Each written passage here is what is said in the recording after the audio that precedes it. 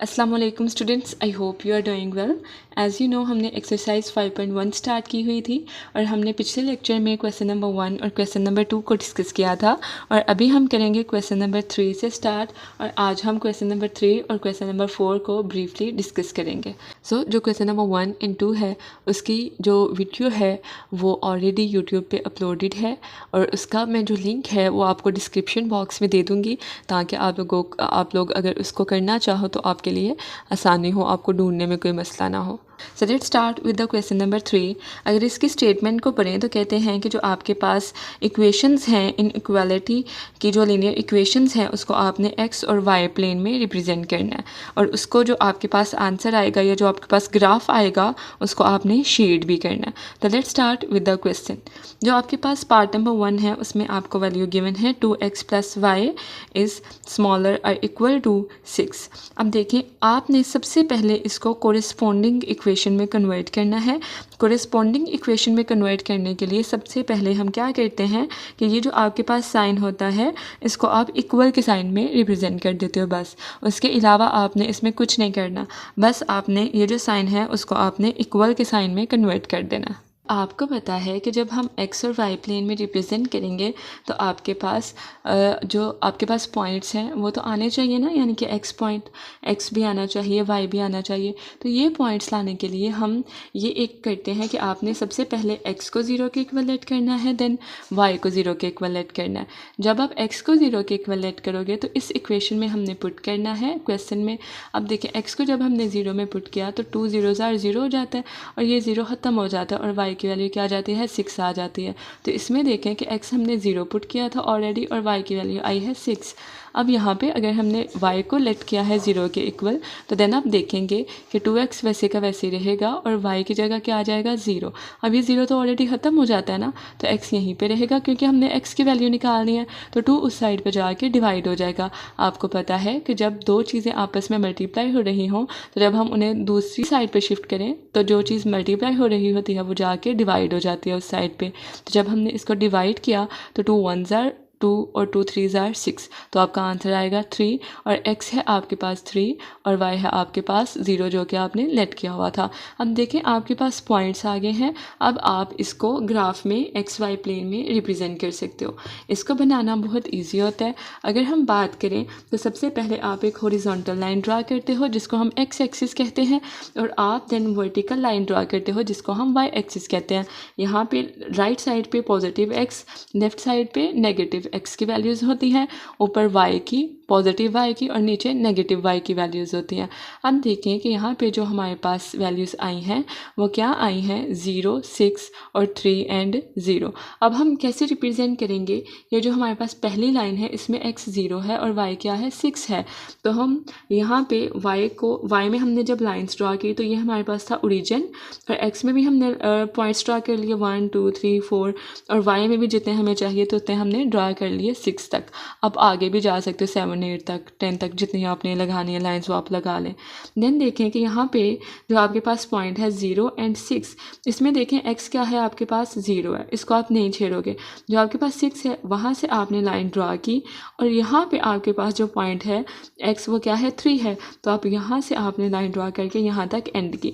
तो ये आपके पास एक एरो आ गया जिसमें आप रिप्रेजेंट करते हो कि x आपके पास क्या था, 3 था और y आपके पास क्या था, 6 था। तो ये आपके पास जो क्वेश्चन था इसको आप इस तरह x और y प्लेन में रिप्रेजेंट कर सकते हो। अब ये जो शेडिंग होती है इसको करने का क्या मेथड होता है, आप कहाँ पे और किस तरह शेड करते हो रीजन को, कि आपने ये जो इक्वेशन होती है इसको देखना होता है कि ये ट्रू है या नहीं है। जब भी अगर आपके पास कोई वैल्यू, कोई इक्वेशन ट्रू होगी तो इसका मतलब है आपने जो शेडिंग करनी है वो ज़ीरो की तरफ करनी है, ओरिजिन की तरफ करनी है। और अगर आपके पास कोई भी इक्वेशन है वो ट्रू नहीं होगी तो आपने ज़ीरो से दूर शेडिंग करनी है, ज़ीरो से अवे शेडिंग करनी है।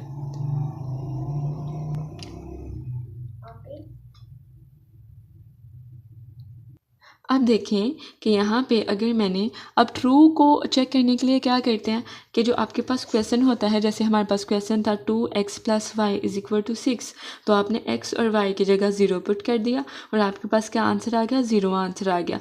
अब आपको पता है कि 0 हमेशा स्मॉलर होता है 6 से, तो इसका मतलब ये वैल्यू क्या है, ट्रू है। और आप इसको इस वजह से 0 की तरफ यानी कि ओरिजिन की तरफ शेड करोगे। इस तरह आपका जितना दिल करता है आप थोड़ा बहुत इसको शेड कर दें। तो ये था हमारा क्वेश्चन नंबर 1। आई होप कि आपको समझ आई होगी। अब हम स्टार्ट करते हैं इसका पार्ट नंबर 2। अब हम बात करेंगे पार्ट नंबर 2 की। इसमें देखें कि आपने सेम टू सेम पहले उसको कोरिस्पोंडिंग इक्वेशन में कन्वर्ट करना है, देन आपने एक को x के इक्वल लेट करना है, देन y के इक्वल। जब हमने x के इक्वल लेट किया तो हमारे पास y आया 3 के इक्वल, यहाँ पे 0 और 3 आ जाएगा पॉइंट। और जब हमने y को 0 के इक्वल लेट किया, जब हमने 0 वैल्यू पुट की तो देन हमारे पास आंसर आ जाएगा 7 एंड 0। तो ये हमारे पास पॉइंट्स आए हैं। अब हम इसको ग्राफ में रिप्रेजेंट करेंगे। अब देखें कि हमारे पास जो पॉइंट आए थे वो आए थे 0, 3 और 7, 0, यानी कि जो x आया है वो हमारे पास 7 आया था और जो y आया था वो हमारे पास 3 आया था। अगर हम उसको कंबाइन करके देखें, हम जब इसको रिप्रेजेंट करेंगे तो किस तरह करेंगे कि x में आप लोग 7 पे मार्क करोगे और y में आप लोग 3 पे मार्क करोगे और देन आप लोग एक स्केल के साथ लाइन ड्रा कर लोगे। तो यानी कि ये हमारे पास हो गया y 3 और x का पॉइंट क्या आ गया 7। तो आप यहाँ पे लिख सकते हो पॉइंट कि यहाँ पे आएगा 0 एंड 3 और यहाँ पे आएगा 7 एंड 0। अब आप जब इसको शेड करने लगोगे तो आप देखोगे कि ये ट्रू है और नहीं है। तो इस क्वेश्चन में जब मैंने x और y में 0 पुट किया तो आपका आंसर आया 0। और यहाँ पे देखें कह रहे हैं कि 0 जो था वो बड़ा होता है 21 से, लेकिन ऐसी बात तो नहीं है ना कि 0 जो था वो तो छोटा होता है 21 से, तो यानी कि गलत बात कर रहे हैं। और जब ये नॉट ट्रू होगी कोई वैल्यू तो इसका मतलब है आपने जब शेड करना है तो आपने 0 से अवे करना है। तो आप लोग इस तरह ऊपर की तरफ इसको सारा जितना भी आपने शेड करना है आप लोग इसको शेड कर लेंगे। देन हम स्टार्ट करते हैं पार्ट नंबर 3। इसमें आप लोग देखें कि जो वैल्यू है उसको आपने सबसे पहले कोरिस्पोंड इक्वेशन में कन्वर्ट करना है। इस साइन की जगह आपने 6 लगा लेना है। जब आप x के इक्वल 0 लेट करोगे देन y के इक्वल 0 लेट करोगे तो आप क्या करोगे कि यहाँ पे जो वैल्यू आएगी, यहाँ पे मैंने x की जगह 0 लगा दिया और यहाँ पे जो 3 जब 0 के साथ मल्टीप्लाई होगा तो वो ख़त्म हो जाएगा। तो यहाँ पे रह गया -2y = 6।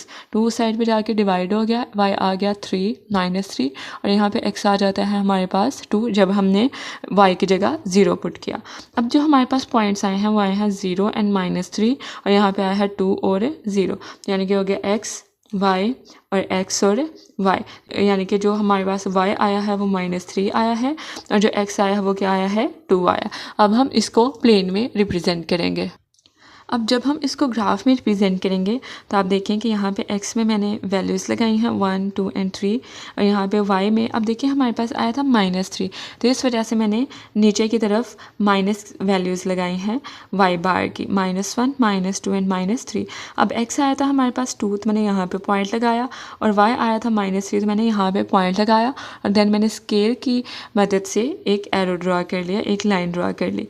अब जो शेडिंग मैंने की है वो मैंने 0 से यानी कि ओरिजिन से अवे शेडिंग की है।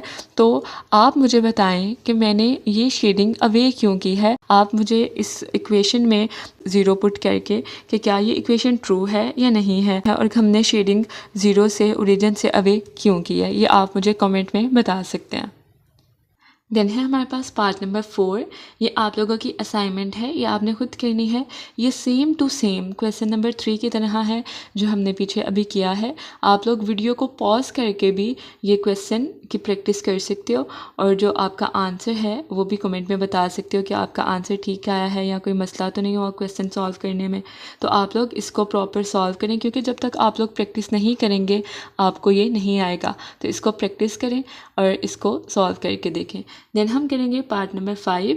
इसमें सबसे पहले हमने कोरिस्पॉन्डिंग इक्वेशन में कन्वर्ट किया, देन इसको लेट किया। अब ये देखें कि यहाँ पे क्या हम इसको लेट कर सकते हैं कि x को अगर मैं 0 के इक्वल लेट कर दूँ, y को मैं 0 के इक्वल लेट कर दूँ। हम लेट नहीं कर सकते। क्यों? इस वजह से मैंने क्रॉस लगाया कि हम लेट नहीं कर सकते। क्यों? क्योंकि यहाँ पे आप देखें ना इक्वेशन में y तो है ही नहीं है, तो हम क्यों लेट करेंगे। हम यहाँ पे जब y वेरिएबल है ही नहीं है क्वेश्चन में, तो हम उसको लेट भी नहीं करेंगे। इसमें हम सिंपल x को भी 0 के इक्वल लेट नहीं कर सकते, क्योंकि अगर हमने x को भी 0 के इक्वल लेट कर दिया फिर तो कोई वैल्यू ही नहीं आएगी ना। फिर हम प्लेन कैसे ड्रॉ करेंगे या पॉइंट किस तरह आएगा हमारे पास। तो इस वजह से हम इसको सेम टू सेम ऐसे सॉल्व करेंगे जो आपके पास क्वेश्चन है कि जब हमने इसको कोरिस्पॉन्डिंग इक्वेशन में पुट किया तो ये हमारे पास इक्वल का साइन आ गया। देन हम यहाँ पे +1 है, उस साइड पे जाके माइनस हो जाएगा, 2 उस साइड पे जाके डिवाइड हो जाएगा। अब हमारे पास आंसर आया है -1/2।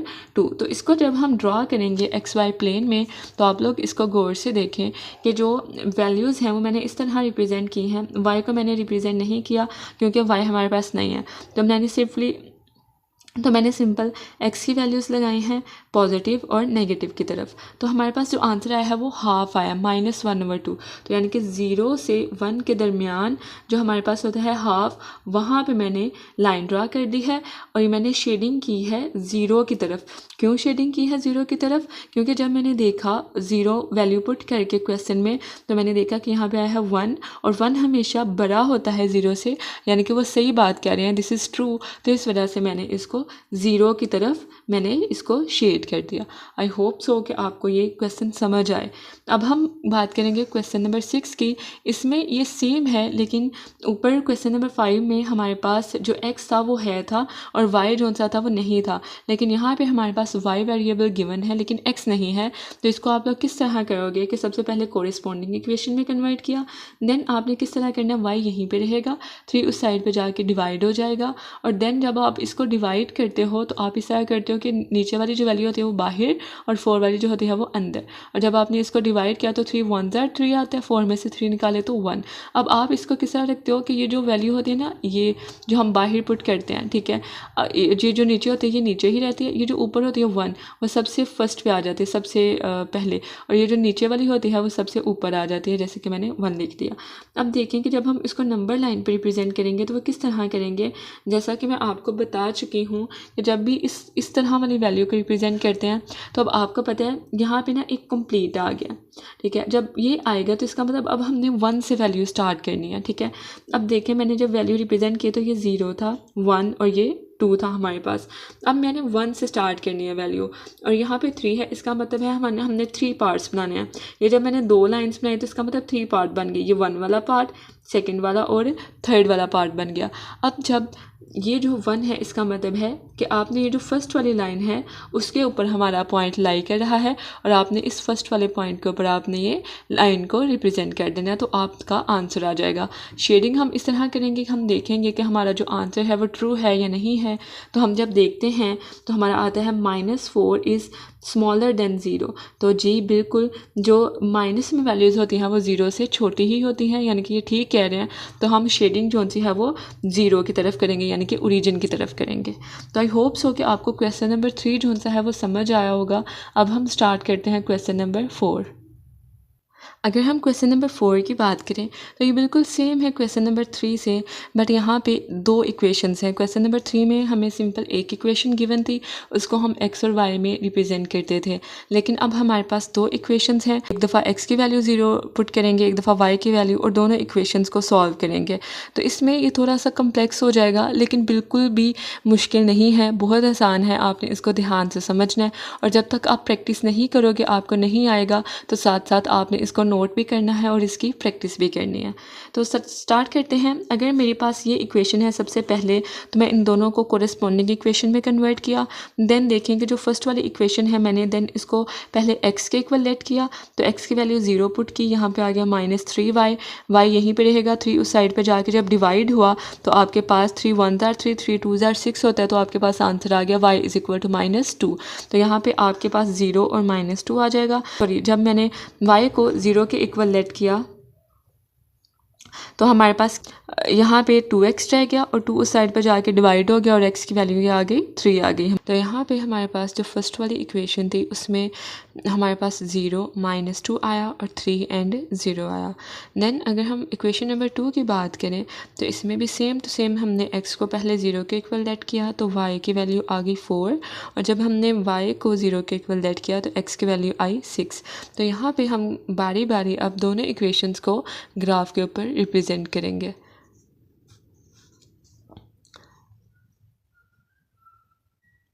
अब जब हम ग्राफ के ऊपर रिप्रेजेंट करेंगे तो इस तरह करेंगे कि सबसे पहले x बार y और बाय वार। अब देखें कि हमारे पास y की वैल्यू है वो -2 है और जो x की वैल्यू है वो 3 है, बाकी ये 2 0 है। तो यानी कि जो हमने पॉइंट देखने हैं वो y का देखना है -2 और x का देखना है 3। तो यहाँ पे देखें कि जो हमारे पास x है उसका मैंने पॉइंट देखा है 3 पॉजिटिव में और जो y है वो हमारे पास माइनस में था, इस वजह से मैंने उसका पॉइंट देखा है माइनस में -2। अब मैंने इनको रिप्रेजेंट किया और मैंने एक एरो ड्रा कर दिया। देन जो दूसरी इक्वेशन है हमारे पास उसमें हम देखते हैं कि जो y है वो 4 है और जो x है वो 6 है और यहाँ पे देखें कि जो y है वो 4 है पॉजिटिव में और जो x है वो क्या है 6 है। तो हमने यहाँ पे 2 पॉइंट्स लगाए और हमने एरो के साथ इसको रिप्रेजेंट कर दिया। तो ये मैंने दोनों को फर्स्ट वाली इक्वेशन को और सेकेंड वाली इक्वेशन को मैंने रिप्रेजेंट कर दिया। अब मैंने दोनों इक्वेशंस को बारी बारी देखना है कि दोनों हमारे पास ट्रू हैं या नहीं है। तो जो फर्स्ट वाली इक्वेशन है उसमें मैंने यहाँ पे दोनों जगह 0 लेट किया और यहाँ पे देखें 0 आ गया। x की जगह भी मैंने 0 पुट किया, y की जगह भी मैंने 0 पुट किया। तो जब मैंने दोनों वेरिएबल की जगह 0 पुट किया तो आंसर 0 आया। तो हम देख सकते हैं कि जो 0 है वो हमारे पास क्या है 6 से हमेशा कम होता है, यानी कि ये ठीक बात कह रहे हैं। तो इस वजह से हमारे पास ये इक्वेशन क्या है ट्रू है और जब भी हमारे पास इक्वेशन ट्रू होती है उसकी शेडिंग जो सी है वो हम 0 की तरफ करते हैं, यानी कि ओरिजिन की तरफ करते हैं। तो ये जो मेरे पास फर्स्ट वाली इक्वेशन थी उसकी मैंने शेडिंग ये देखें 0 की तरफ की है, ओरिजिन की तरफ की है। अब मैं सेकंड वाली इक्वेशन देखूंगी तो उसमें भी मैं यही देखती हूँ कि मैंने x और y की जगह 0 पुट किया, यहाँ पे 0 आ गया और 0 हमेशा 12 से कम होता है, इसका मतलब है कि ये वैल्यू ट्रू है।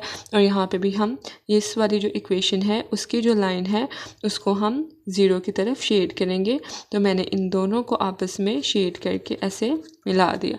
तो ये हमारे पास एक शेडिंग का रीजन बन गया। आई होप कि आपको समझ आई होगी। अभी हम करते हैं क्वेश्चन नंबर 2। क्वेश्चन नंबर 2 है, इसमें भी हमारे पास 2 इक्वेशंस हैं। इनको सबसे पहले कोरिस्पॉन्डिंग इक्वेशन में पुट करेंगे। कोरिस्पॉन्डिंग इक्वेशन में किस तरह करते हैं कि इन साइंस को हम सिंपली इक्वल के साइन में चेंज कर देते हैं। अब हमने बारी बारी दोनों इक्वेशंस को लेना है और दोनों इक्वेशंस के लिए बारी बारी दोनों को x में भी पुट, x की वैल्यू जो से वो भी 0 रख के पुट करना है और y की वैल्यू को भी 0 रख के पुट करना है। तो जो हमारे पास थी equation number 1 x + 5 x + y = 5। तो ये देखिए जब मैंने x को 0 के इक्वल लेट किया तो y जो सा है वो 5 के इक्वल आ गया, क्योंकि x की जगह जब हम 0 पुट करेंगे तो y सिंपली 5 के इक्वल आ जाएगा।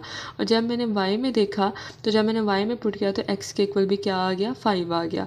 जब दूसरी इक्वेशन को देखते हैं तो इसमें भी देखें कि जब मैं x को 0 के इक्वल लेट किया तो x ख़त्म हो गया ना, x जब 0 के साथ मल्टीप्लाई हो जाएगा तो x ख़त्म हो जाएगा और -y = 1 आ गया।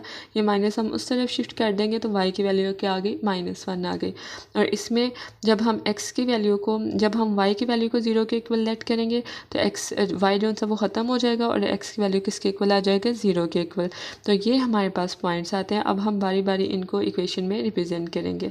अब देखें कि हम जब ग्राफ में इसको देखते हैं तो हमारे पास जो फर्स्ट वाली इक्वेशन है x + 5 y = 5, इसमें हमारे पास जो y की वैल्यू आई है y है 5 और जो x की वैल्यू आई है वो भी क्या है 5 है। तो ये देखें सबसे पहले तो जब मैंने ग्राफ बनाया था x को भी मैंने 5 में मार्क कर लिया और जो y था ऊपर पॉजिटिव में उसको भी मैंने y पे मार्क कर लिया। अब देखिए कि मैं उसको एक लाइन के साथ रिप्रेजेंट कर लूँगी। ये मेरे पास हो जाएगी इक्वेशन नंबर 1। देन है इक्वेशन नंबर 2। इसमें देखें कि जो y की वैल्यू है वो आई है -1 और जो x की वैल्यू है वो क्या आई है 1। तो x की वैल्यू को हम पॉजिटिव लेंगे 1 और y की वैल्यू को हम नेगेटिव लेंगे और इसको हम रिप्रेजेंट कर देंगे। तो ये जो हमारे पास शेडिंग एरिया है वो हम कैसे देखते हैं कि इक्वेशन को वो ट्रू है या नहीं है। ट्रू हम कैसे देखते हैं कि x को और y को दोनों की जगह 0 लेट करते हैं और देखते हैं कि 0 जो सा है 5 से छोटा होता है, तो इस वजह से ये जो सी इक्वेशन है वो ट्रू नहीं है और यहाँ पे आ जाएगा नॉट। अब जब भी जो इक्वेशन है वो ट्रू नहीं होगी तो इसका मतलब है कि जो शेडिंग होगी वो 0 से अवे होगी, दूर होगी।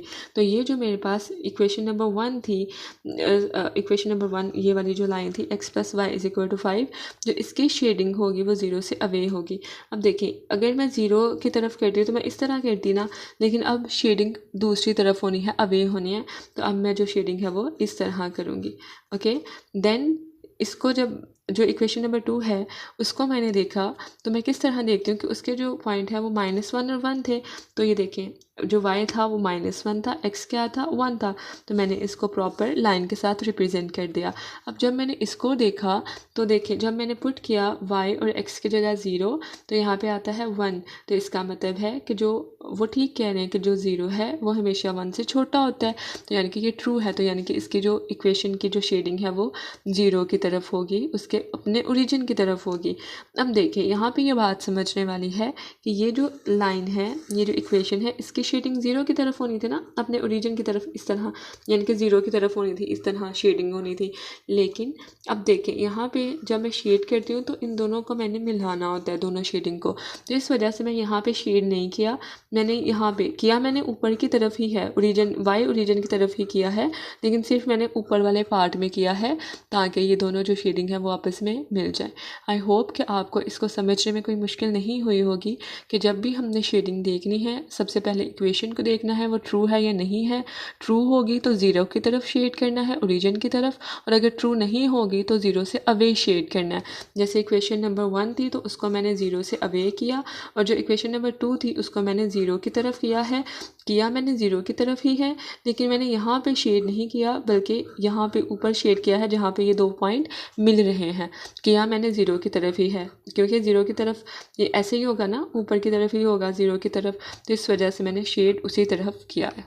आई होप कि आपको समझ आई होगी। नेक्स्ट क्वेश्चन करते हैं जो कि है क्वेश्चन नंबर 3। अगर हम इसको देखें तो सिंपल जो इक्वेशन नंबर 1 है उसको भी कोरिस्पॉन्डिंग इक्वेशन में कन्वर्ट करेंगे और इक्वेशन नंबर 2 को भी। जब हमने कोरिस्पॉन्डिंग इक्वेशन में कर लिया देन हम इक्वेशन 1 को भी x के इक्वल लेट करेंगे और y के इक्वल लेट करेंगे। x के इक्वल लेट किया तो 0 और 3 आंसर आया हमारे पास, और जब मैंने y के इक्वल लेट किया है तो हमारे पास 7 एंड 0 आंसर आया है। जब इक्वेशन नंबर 2 को मैंने देखा तो जब मैंने उसको लेट किया है तो है हमारे पास 0 एंड -2, और जब मैंने यहाँ पे पुट किया तो वैल्यू आई है 2 एंड 0। ये आप खुद प्रैक्टिस करेंगे तो आपको इजीली समझ आएगा कि हमने किस तरह करना है। बाकी मेथड तो सारा सेम है ना। तो अब हम इसको ग्राफ में ज़रा रिप्रेजेंट करके देखते हैं। जब मैंने इसको ग्राफ में रिप्रेजेंट किया तो आप लोग देखें कि जो इक्वेशन नंबर 1 थी हमारे पास, ये वाली इक्वेशन नंबर 1 थी, जो इसके पॉइंट आए थे वो 2 पॉइंट आए थे, जो x था वो 7 था और जो y था वो 3 था। तो मैंने इन दोनों को मार्क किया और स्केल की मदद से एक एरो ड्रॉ कर दिया। देन अगर हम इक्वेशन नंबर 2 की बात करें तो उसके पॉइंट्स आए थे हमारे पास 2 एंड -2। x जो सा था वो 2 था और जो y था वो -2 था। तो मैंने इन दोनों को मार्क किया और स्केल की मदद से एक एरो ड्रॉ कर दिया। अब मैं इक्वेशन को देखूंगी वो ट्रू है या नहीं है। तो जो इक्वेशन नंबर 1 है वो ट्रू नहीं है और जो इक्वेशन नंबर 2 है वो ट्रू है। तो यानी कि जो इक्वेशन नंबर 2 है, जो इक्वेशन नंबर 1 है उसको हमने शेड किया है अवे, ओरिजिन से दूर, और जो इक्वेशन नंबर 2 है उसको हमने ओरिजिन की तरफ शेड किया है, बिल्कुल क्वेश्चन नंबर 2 की तरह, जो मैंने आपको ऑलरेडी बता दिया है कि इसको हम 0 की तरफ शेड करेंगे। इस वाले रीजन को मैं नहीं करूँगी, मैं इस वाले रीजन को करूँगी जहाँ पे ये दोनों पॉइंट मीट कर रहे हैं, ताकि मेरा जो शेडिंग हिस्सा है वो आपस में मिल जाए। अब हम बात करेंगे क्वेश्चन नंबर 4 में। क्वेश्चन नंबर 4 में आप लोग देखें तो जो हमने क्वेश्चन नंबर जो 3 था उसमें जो हमने पार्ट किया था, पार्ट नंबर 5 एंड 6, उसमें जो इक्वेशंस थी, एक में x का नहीं था वेरिएबल, एक में y का नहीं था। तो इसमें भी कुछ ऐसे ही है कि जो हमारे पास इक्वेशन नंबर 1 है उसमें तो दोनों वेरिएबल्स हैं, उसको हमने कोरिस्पॉन्डिंग इक्वेशन में कन्वर्ट कर लिया, और जो x है उसमें y वाला वेरिएबल नहीं है। तो जो इक्वेशन नंबर 1 है उसको हमने x के इक्वल लेट किया, y के इक्वल लेट किया और हमने आंसर्स निकाले। और जो इक्वेशन नंबर 2 है उसका आंसर सिंपल यही आएगा, उसको हम डिवाइड करके तो आंसर निकालेंगे। और जब हम डिवाइड करते हैं तो मैंने आपको बताया है कि जो हमारे पास जो वैल्यू होती है बाहर वो सबसे नीचे आती है, जो सबसे नीचे वाली वैल्यू होती है वो सबसे ऊपर, और जो सबसे ऊपर वैल्यू होती है वो सबसे फर्स्ट पे आ जाती है। जैसे 1 है ये फर्स्ट पे आ जाएगा। तो अब हम जब इसको रिप्रेजेंट करते हैं तो हम देखते हैं कि जो हमारे पास इक्वेशन नंबर 1 थी उसमें x की वैल्यू आई थी 3 और y की वैल्यू आई थी -4। ज़ीरो को हम नहीं देखते, हमने सिर्फ x की वैल्यू को देखना है और y की वैल्यू को देखना है। तो जब हमने x की वैल्यू को देखा तो x की वैल्यू थी 3 और y की वैल्यू थी हमारे पास -4। तो मैंने एक एरो की मदद से इसको ड्रा कर दिया। देन जो हमारे पास दूसरी इक्वेशन में x की वैल्यू आई है वो आई है हमारे पास -1 एंड 1/2। इसमें देखिए जो कंप्लीट है आपके पास वो क्या है -1, यानी कि इसको हम -1 से ऑनवर्ड स्टार्ट करेंगे। और देखें कि हमारे पास कितने पार्ट्स हैं, 2 पार्ट्स हमने ड्रा करने हैं। तो जब हमने यहाँ पे एक लाइन ड्रा की तो इसका मतलब 2 पार्ट्स हो जाते हैं, 1 एंड 2। और ये जो ऊपर वाला 1 होता है इसका ये मतलब होता है कि ये जो लाइन होती है वो उसके ऊपर हमारा पॉइंट लाई कर रहा है। तो यहाँ पे सिंपल एक ही लाइन है, तो ये जो फर्स्ट वाली लाइन है इसको ही हम मार्क कर देंगे और एरो की मदद से इसको थोड़ा लंबा कर देंगे ताकि हमें वाज़ह पॉइंट नज़र आ सके। अब जो शेडिंग है वो हम देखेंगे कि जो वैल्यूज़ हैं वो ट्रू हैं या नहीं है। तो जो फर्स्ट वाली इक्वेशन है वो भी ट्रू है और जो सेकंड वाली है वो भी ट्रू है। तो इस वजह से जो शेडिंग है वो हम ज़ीरो की तरफ करेंगे। इस वाली लाइन की भी शेडिंग हम देखें मैंने ज़ीरो की तरफ की है, और ये जो सेकंड वाली लाइन है उसकी भी मैंने शेडिंग जो सी है वो इस तरह ज़ीरो की तरफ की है। और इस तरह मैंने जो शेडिंग रीजन है उसको आपस में मिला दिया। अब हम स्टार्ट करते हैं क्वेश्चन नंबर 5। जो क्वेश्चन नंबर 5 और क्वेश्चन नंबर 6 है इसके आप लोग असाइनमेंट करेंगे। इसमें आप लोग x को 0 के इक्वल रखेंगे, y को 0 के इक्वल रखेंगे और वैल्यू निकालेंगे। और जो सेकंड वाली इक्वेशन है इसमें तो सिंपल x नहीं है ना, तो इसको हम लेट नहीं करेंगे, इसकी वैल्यू y की 4 ही आएगी। तो ये मैंने आपको आंसर लिख दिए हैं कि जब इक्वेशन नंबर 1 में आप x के इक्वल लेट करेंगे तो 0 और 3 आंसर आएगा, और जब आप y के इक्वल लेट करेंगे तो आपका 7 एंड 0 आंसर आएगा। बाकी ये मैंने ग्राफ बनाया है आपकी आसानी के लिए ताकि आपको बनाने में कोई इशू ना हो। तो जो इक्वेशन नंबर 1 है उसमें हम देखते हैं कि जो आपके पास x है वो 7 है और y क्या है 3 है आपके पास। तो जो x है वो क्या है हमारे पास 7 और y है 3। तो हमने ये 2 पॉइंट्स लगाए और एक लाइन की मदद से इनको ड्रा कर दिया। जो आपके पास y है, जो सेकंड इक्वेशन है वो आई है 4, और 4 को आप किस तरह ड्रा करते हो कि ये सपोज़ करें आपके पास 4 है तो मैंने इस 4 के ऊपर अपनी लाइन ड्रा कर दी y के ऊपर। तो इस तरह हम इसको ड्रा करते हैं। अब आपने प्रॉपर इसको देखना है कि ये ट्रू है या नहीं है, और उसकी बिना पर आपने उसकी शेडिंग करनी है। और आप लोग देखेंगे कि इक्वेशन नंबर 1 होगी उसकी शेडिंग अवे होगी, ये मैंने एरो से रिप्रेजेंट कर दिया। और जो इक्वेशन नंबर 2 है y = 4, उसकी शेडिंग जो सी है वो 0 की तरफ होगी, ओरिजिन की तरफ होगी। ये बाकी आप खुद देखेंगे कि कैसे ये शेडिंग जो सी है वो 0 की तरफ आ रही है या क्यों वो अवे जा रही है। जो क्वेश्चन नंबर 6 है उसके भी आप लोग असाइनमेंट करेंगे। इसमें भी आप लोग सेम टू सेम जो हम पिछले पार्ट्स कर चुके हैं, दोनों इक्वेशंस को x के इक्वल लेट करना है, y के इक्वल लेट करना है, और आपके पास ये वैल्यू आ जाएंगी। और उसके बाद आपने इस तरह जो सा है वो ग्राफ को रिप्रेजेंट कर देना है। तो ये ग्राफ है, आप लोग इसको देखें, इसको समझें और इसकी प्रैक्टिस करें। जब तक आप लोग खुद इसकी प्रैक्टिस नहीं करेंगे आपको कुछ भी समझ नहीं आएगा। तो जो क्वेश्चन नंबर 6 है उसमें देखें कि जो हमारे पास इक्वेशन नंबर 1 है उसमें x की वैल्यू 7 है और y की वैल्यू 5 है। तो ये है x की वैल्यू 7 और y की वैल्यू 5। मैंने एक लाइन की मदद से इसको ड्रा किया। देन इक्वेशन नंबर 2 में जो x की वैल्यू है वो है 2 और जो y की वैल्यू है वो है -1। तो मैंने इसको ऐसे सॉल्व कर लिया। और जब मैं शेडिंग करूँगी तो मैं देखूँगी कि जो दोनों वैल्यूज़ हैं उनकी जो शेडिंग है वो 0 की तरफ आ रही है, ओरिजिन की तरफ जा रही है, यानी कि ये दोनों इक्वेशन ट्रू होंगी। बाकी आप इसको सॉल्व करके खुद देखेंगे कि क्यों ये वैल्यूज़ कैसे ये ट्रू हैं, और अगर ये ट्रू नहीं है तो वो क्यों नहीं है, और शेडिंग अगर ओरिजिन की तरफ है तो वो क्यों हो रही है। तो ये बाकी आप लोग प्रैक्टिस करेंगे तो आपको तभी समझ आएगा। बाकी होप्स हो कि आपको आज का लेक्चर अच्छा लगा हो। अगर आपको समझ आई हो तो please do subscribe and share it with your friends. Thank you so much.